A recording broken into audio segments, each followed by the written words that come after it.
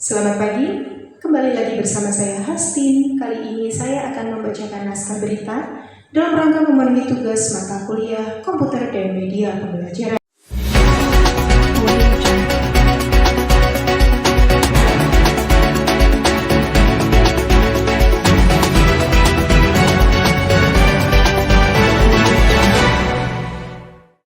Selamat datang di berita utama. Bersama saya Hastin. Hari ini kami akan menyajikan rangkuman berita terkini dari dalam negeri, mulai dari perkembangan politik, ekonomi hingga berita olahraga dan hiburan. Tetap bersama kami untuk informasi selengkapnya. Hari ini kami akan membahas tentang banjir yang melanda Yogyakarta. Banjir yang terjadi di Yogyakarta pada hari ini telah menyebabkan kerugian yang cukup besar bagi warga setempat. Hujan deras yang mengguyur sejak dini hari menyebabkan saluran air di beberapa titik tersumbat, sehingga air meluap ke permukiman warga. Menurut laporan dari Badan Penanggulangan Bencana Daerah atau BPBD Yogyakarta, beberapa wilayah yang terdampak parah antara lain Kecamatan Umbul Harjo, Kota Kediri, dan Lampiran. Warga di daerah tersebut terpaksa mengungsi ke tempat yang lebih aman karena rumah mereka terendam air setinggi lutut orang dewasa. Warga mengatakan bahwa sangat khawatir dengan kondisi tersebut karena setiap kali hujan deras, mereka selalu was-was dan saluran air menjadi tersumbat.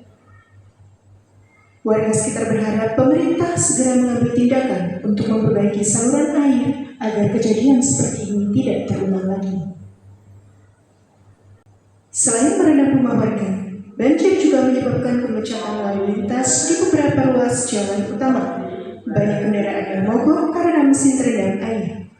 Petugas dari Dinas Pekerjaan Umum dan Penataan Ruang atau PUPR Yogyakarta telah dikerahkan untuk membersihkan saluran air yang tersumbat dan mengalirkan air yang menggenang. Hingga saat ini, belum ada laporan korban jiwa akibat banjir ini. Namun, kerugian material diperkirakan mencapai ratusan juta rupiah. Pemerintah daerah menghimbau warga untuk tetap waspada dan segera melaporkan jika menemukan saluran air yang tersumbat agar dapat segera ditangani. Pejabat BPBD menyatakan bahwa mereka akan memantau situasi dan berkoordinasi dengan instansi terkait untuk memastikan penanganan air berjalan lancar. Berita selanjutnya masih dari sekitar Jogja, di mana kecelakaan terjadi di Selidan, Yogyakarta.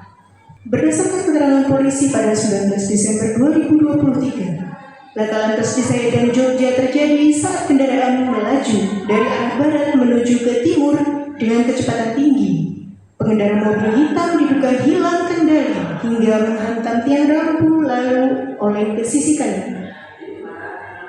Terlihat kondisi mobil mengalami kerusakan parah di bagian depan, diduga akibat benturan yang sangat keras. Sejumlah warga yang berada di sekitar lokasi terlihat berkerumun, hingga sebabkan arus lalu lintas sedikit terhambat. Hingga saat ini, belum diketahui apakah korban yang meninggal dunia adalah sopir atau penumpang. Berita aktual lain terkait pariwisata di Yogyakarta. Pariwisata di Yogyakarta terus menunjukkan tren peningkatan yang signifikan. Berdasarkan data terbaru dari Dinas Pariwisata, jumlah wisatawan yang berkunjung ke Yogyakarta meningkat sebesar 20% dibandingkan tahun sebelumnya. Peningkatan ini didorong oleh berbagai faktor, termasuk promosi wisata yang gencar, peningkatan fasilitas wisata, serta berbagai acara dan festival yang menarik minat wisatawan lokal maupun mancanegara. Salah satu destinasi wisata yang paling banyak dikunjungi adalah Candi Borobudur. Candi Borobudur tetap menjadi magnet bagi wisatawan mancanegara maupun wisatawan lokal. Selain itu, kawasan Malioboro juga ramai dikunjungi, terutama setelah dilakukan penataan ulang yang membuat kawasan ini semakin nyaman untuk pejalan kaki.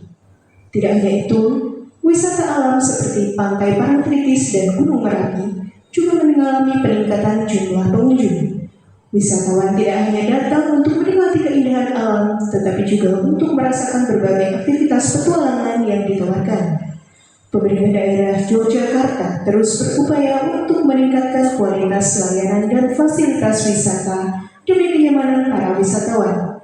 Diharapkan dengan berbagai upaya ini, pariwisata Yogyakarta akan terus berkembang berkembang dan memberikan kontribusi positif bagi perekonomian daerah.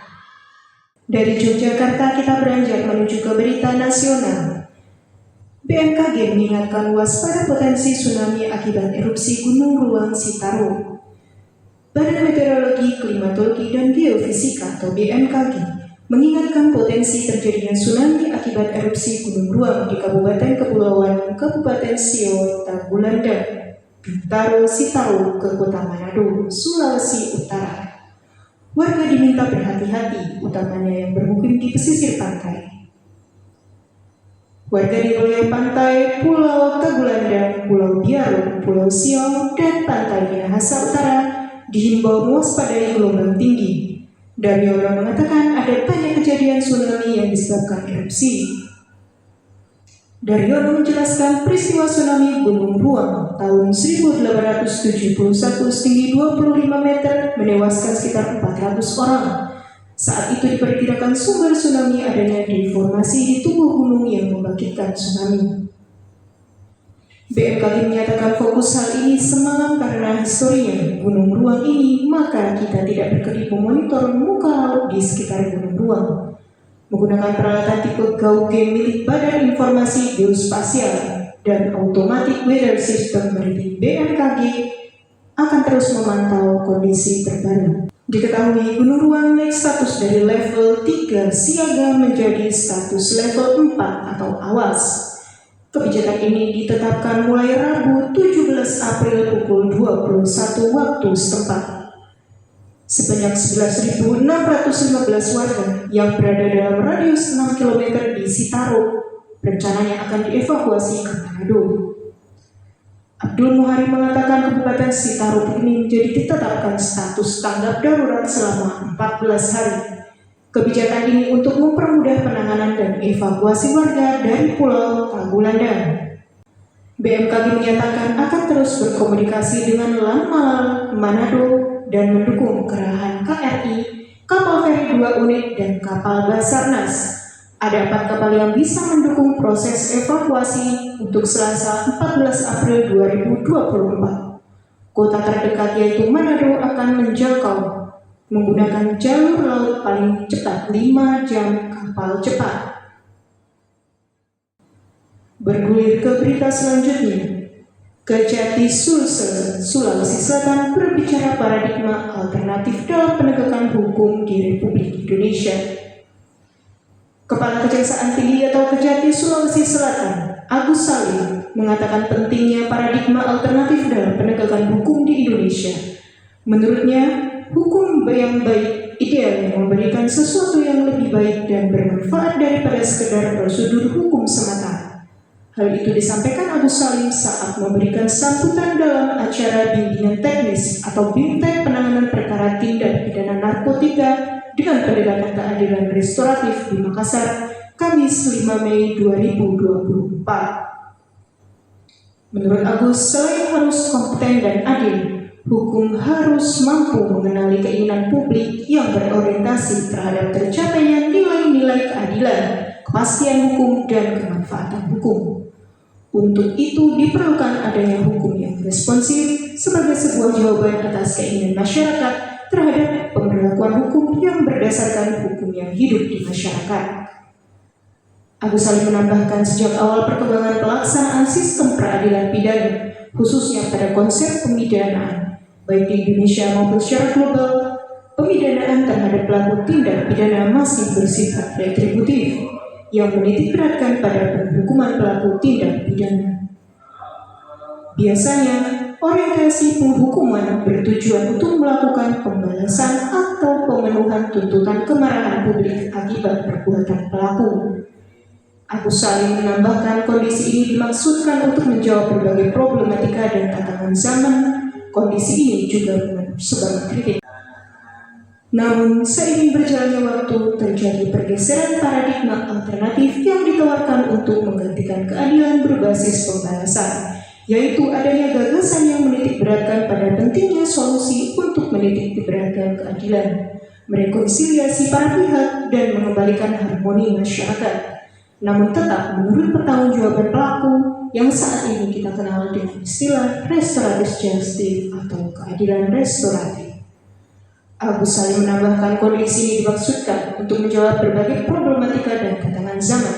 Kondisi ini juga sebagai kritik terhadap proses penegakan hukum pidana. Sebagai penutup, Abu Salim berharap kegiatan di bidang teknis ini berjalan dengan lancar dan bermanfaat bagi peningkatan kemampuan teknis para jaksa dalam penanganan dan penyelesaian perkara tindak pidana narkotika melalui pendekatan keadilan restoratif.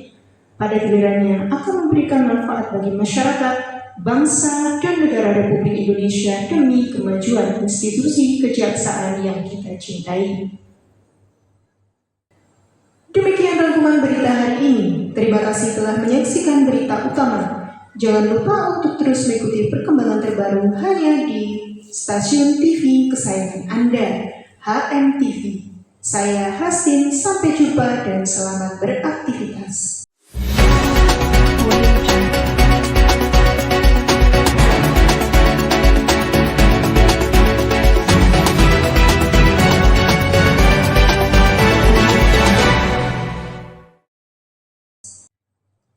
Demikian informasi pembacaan berita. Sebagai narator, saya Hastin undur diri. Semoga apa yang sudah dibacakan bisa memberikan tambahan informasi bagi Anda.